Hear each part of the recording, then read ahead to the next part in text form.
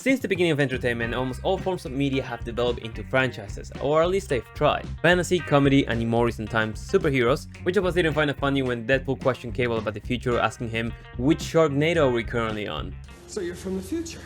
I have 3 questions then. 1. Is dubstep still a thing? 2. Which Sharknado are we on? I'm Adam Thatcher, welcome back to the channel. So with recent events and movies being announced, a question that was placed in my head a while ago began to bloom through the concrete. When should a show or movie franchise die? When is the correct time to act mercifully and pull the plug on a world or a character that we grew to love over years? After an incredible 25-year career, Ash Ketchum will retire from being the lead of Pokemon at the young age of 10. It's no joke that he's the dream of every employer. Harrison Ford will put on the hat of the Nazi nightmare Indiana Jones at the age of 80, James Gunn not liking how much people like Henry Cavill and literally going nuclear on the Snyderverse. So we'll think about some of these and either be really sad to see them go or completely indifferent about them. And I for one agree with a lot of people that the MCU should have died with Tony. But in my unsolicited maturity, I came to the conclusion that some franchises, in order to survive, cannot be immortal. Before I go on, just know that some of the examples that I've chosen come from shows or movies that I've personally watched and sometimes enjoyed, so your opinion may vary in some of these. And if you like this video, please consider subscribing as it does help me a ton. But when I say that franchises need to die, what do I mean by that? Let's start with one thing that usually makes a franchise: the actors.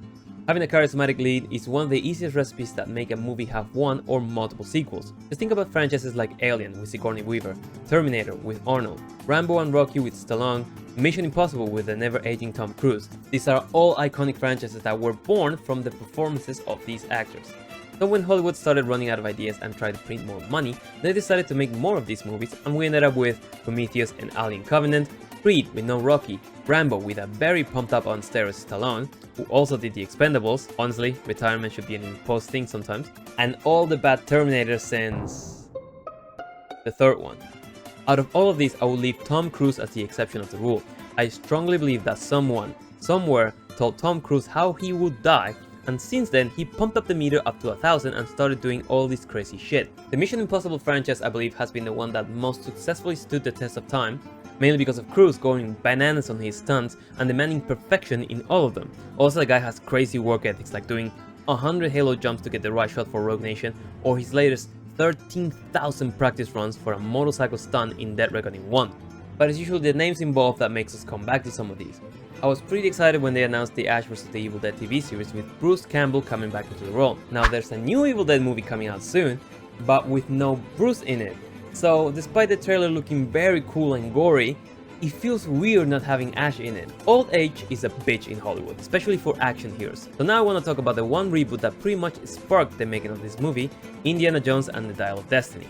Oh boy, Raiders of the Lost Ark dates back to 1981, about 10 years before I was even suggested to be born, but by the time I watched them, they were already classics, particularly me loving The Last Crusade with Sean Connery. I remembered my Charlemagne. Let my armies be the rocks and the trees and the birds in the sky. Then 19 years later, and after a very prominent acting career, Harrison Ford decided to pick up the hat again and give us Kingdom of the Crystal Skull featuring Shia LaBeouf. Do it! In one of his most gut-wrenching performances, not that he's ever had many good ones, maybe I'll give him a pass for Fury, and if that wasn't enough of a send-off, 15 years later, in comes Indiana Jones 5, featuring the passing of the hat from Ford to Phoebe Walker, who apparently will be the new Indy, with a little help of time travel no less, and you just have to wonder why. The last one didn't work so well with an even younger Harrison Ford, and this new trend of rebooting franchises with women in the roles of men is becoming a recipe for disaster, with Netflix losing 50 billion in market share and Disney 123 billion in 2022. That's unfortunate. Now that I brought this up, the last iteration of Predator featuring a Native American woman was surprisingly good for something that appeared to be just another attempt at gender swapping a role. But despite that being said, almost no other movie in the franchise has even come close to compare with the success of the first one. Having Arnie at the top of his action hero times, the movie was fresh and came out at the perfect time, and even the concept of Alien vs Predator came a little bit short, and the reboot with Adrien Brody just didn't compare. Now, does that mean they should stop trying? Well, no. If there's good intentions behind the project and the idea seems fresh enough, sure. However, it leads to believe that the little success that one spin-off had might spark a whole array of new movies like Samurai vs Predator, Viking vs Predator, Knight vs Predator, Social Media Influencer vs Predator. Okay, maybe not the last one, although it might be really funny. But with each movie that comes out, the idea has to be bigger. It has to be more than the previous one in order to catch people's interest, and they begin milking a cow that probably died a long time ago. Which is what happened with the MCU that grew so much from some really good solo movies into the Avengers, but after that people started to get pretty tired of an endless expanding universe that began being injected with super woke concepts. What is that? What the fuck is that? And the same pretty much describes what's gonna happen with Indy 5. The more branching out a movie or show has, the harder it is to keep people focused on what the fuck is going on. Now, a very important exception I want to make is franchises that have characters as their foundation. Indiana Jones is Harrison Ford. There is no doubt about it. You can't just try to change that and pretend we'll be okay with it. But another one of these famous characters that can do that is Special Agent 007. The name's Bond. James Bond. James Bond is considered a legacy character, has been passed on multiple times and will most likely have a new face sometime soon with the departure of Daniel Craig from the role. Some considering Henry Cavill and Aaron Taylor-Johnson to take on the role. Similar thing could be said with characters like Batman or Superman, and my favorite one, the Joker, that have seen multiple good and bad iterations all throughout the years that usually define generations. No! Hey! I'm Batman!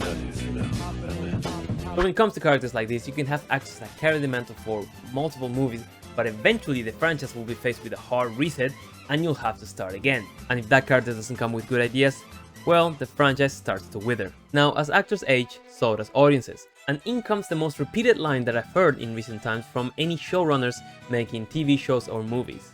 To better reflect the world we live in today and to please modern audiences. Now, it was the belief that if more people had access to information, the world would become smarter. Now, the coming of the internet proved the exact opposite, and the entertainment industry welcomed the Twitter crowd into their asses who kindly bent them over and fucked them for the rest of us. This of course is a modest exaggeration because there's still good content out there, it's just a little bit harder to find now, given that every marketing poster must feature a woman or a colored person frontline and center to even make it past the critics. Unless you're in China. This, I'd say, is related to who makes the movies. Mainly in America and in the majority of streaming services, the woke crowd seems to have an iron grip in most productions, which I've had the pleasure of reviewing some of this channel. So things like having a male as a lead hero saving the day is somehow frowned upon, and instead we have to cheer for the strong independent female, preferably of color, fighting guys twice her size and promoting the idea that weakness or dominance in men is to be accepted. But when activists take the lead on productions that had or could have had a really good run, usually leads to fans leaving that project altogether. I won't linger too much on this because it's a very warm topic, but because I see movies as a way of escaping reality, I want more stories that are inspiring or have interesting original characters, no matter who they are, that take me away from modern life problems, and perhaps made with a little bit more flair than just putting an unlikable person in front of me and saying, hey, like them, or you're racist, which reinforced the point that I made earlier and has been the quickest way to kill a franchise that companies have chosen to very heavily lean towards. Just take a look at Rings of Power and The Witcher just this past year, and for more broad examples take Star Trek, Star Wars and the MCU. Shit, not even Toy Story is clear of it. Now because I mentioned them at the start, I also want to do a quick stop on franchises that are in the digital medium that don't really have to suffer the test of time. Like Ash not aging a single bit from the moment he left Pallet Town, which by the way there are some really cool theories of why that is a thing. Or The Simpsons accurately predicting real life events since the 90s. Now those are some really wild theories of why that is a thing. And also characters like Kratos, who since his days of slaying Greek pussy and ripping God's heads off, has chosen a quieter life, settling down in the bush and starting a family while growing a magnificent being. This type of franchises have more flexibility when it comes to creating a lasting legacy. But the example that's gonna help me segue into my next point is Cyberpunk Edgerunners. Now I know this only has one season, but I personally love this show. I've grown to accept and appreciate when a character becomes so close to me and circumstances of the story lead to them dying. Sometimes brutally. The ending of Edgerunners of David getting blown up by Atom Smasher to then see that closing shot of Lucy in the moon and David appearing before her was probably one of the most emotional conclusions to a story I've had in a while. It made me realize how quick I got to love these characters and understand the decisions they made. Because David justices himself up to save Lucy knowing full well that the cyberpsychosis would kill him, yet he did it out of love. And then the feeling created by him gone is such a fantastic thing when a story can do that to you, even if you hate it. The fact that they die makes you realize how much they meant to you alive, and the simple act of generating emotion is all that entertainment should be about. Same can be said about the character of Rebecca, who also had feelings for David and sacrificed herself to help him. So it was a very successful show that will most likely have a second season, and will be introduced to new characters that will probably make us feel a different way. Now imagine that you're like me and you enjoy that ending, but someone jumped in a time machine and changed that, and we will get 3 more seasons of David cranking himself up with Chrome in order to beat Adam Smasher. That would suck, wouldn't it? It wouldn't carry the same punch. It would take all those harvest emotions away, right? So that is the problem of messing with time travel. I want to use this as a closing point because when it comes to franchises, time travel can be a wild mistress. Unless the plot itself of the movie or show is based on time travel, there's a fairly common belief that adding it is a get out of jail free card that writers use to get out of a hole they have written themselves in, and most of the times tends to backfire.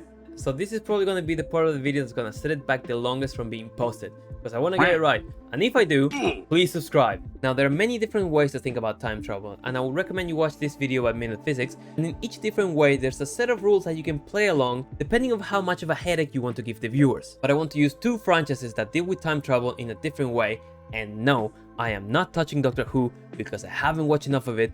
Plus, I read like half of the unit dating controversy and I almost had an aneurysm. The 2 examples that I want to use are Avengers Endgame and Harry Potter and the Prisoner of Azkaban. Now, both franchises use time travel to set the plot of their specific movie.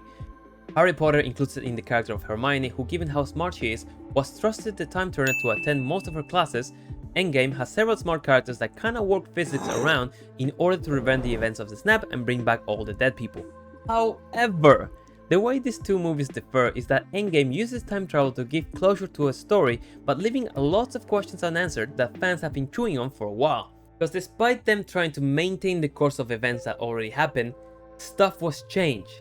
And even after Steve went back to fix those events by returning the stones to the original location, the creation of new timelines was already done.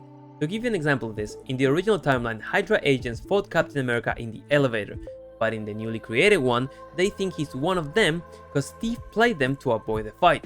And there's plenty more examples like this. In Harry Potter, time travel is used to basically loop the movie into itself, giving reason to why anything that happened, while maintaining a single timeline. And it makes it easier to understand without necessarily having to get a theoretical degree in quantum physics. They asked me how well I understood theoretical physics. I said I had a theoretical degree in physics.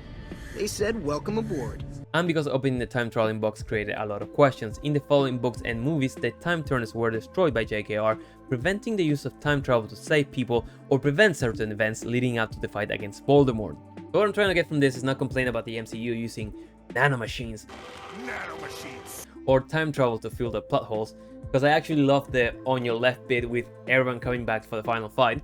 But it's more to enforce the idea of how important it is to value a character before you kill them, because once they die, if you revive them, that can be received with joy, but also ruin the emotions one felt when they die. And if you bring them back just to make more movies, it's pretty dumb because it nullifies the value of fighting for your life. Messing with the concept of time travel is fun, yes, but can eventually lead to something very confusing, and for your average viewer that just wants to sit back and relax and not be faced with the existential realization that potentially every single decision they've made in their lives, no matter how minute, led them to be in the precise moment and place and thinking the exact thought they have on their minds at that moment, and that even the slightest of change at any point along the way could lead them to a stage of their life that is so unrecognizable from the current stuff that they might as well be faced with a completely different person. It might be a little bit too much. And everyone just wants to go back and kill baby Hitler. I for once would like to know what would have happened if we didn't shoot that goddamn gorilla. If you're interested in getting your mind shambled a little bit, good time traveling movies like Looper and Deja Vu are a really good watch, and if you really want to fuck your shit up, go and watch Primer. To wrap this video up, like everything that's dear to us, there should always be a time where the best thing to do is to let things go and remember them for how good they once were. But because entertainment more than the art serves to make money, sometimes that's not a decision and will eventually get Raiders of the Lost retirement home or Indy's corpse literally sitting in a museum. That belongs in a museum. However, we viewers have the power to just stop watching that shit. It can be hard to see our favorite IPs get memed into the ground, or seeing our favorite characters just grow old and out of fashion. So, when should a franchise die? Well, that's up to us. The fans should always have the last say in whether or not a franchise deserves to keep going. If that happens on the last filmed episode or before that because someone upstairs made the wrong decision, so be it. But we'll always have the memories when they did that cool thing that at the time made us believe that anything was possible. But if you watch this far into the video, leave us a like, let me know in the comments down below What do you think about Immortal franchises, and which movie or season should have ended some of these? And as always, I've been Nacho, hope you enjoyed the video, and I'll see you in the next one. Take care.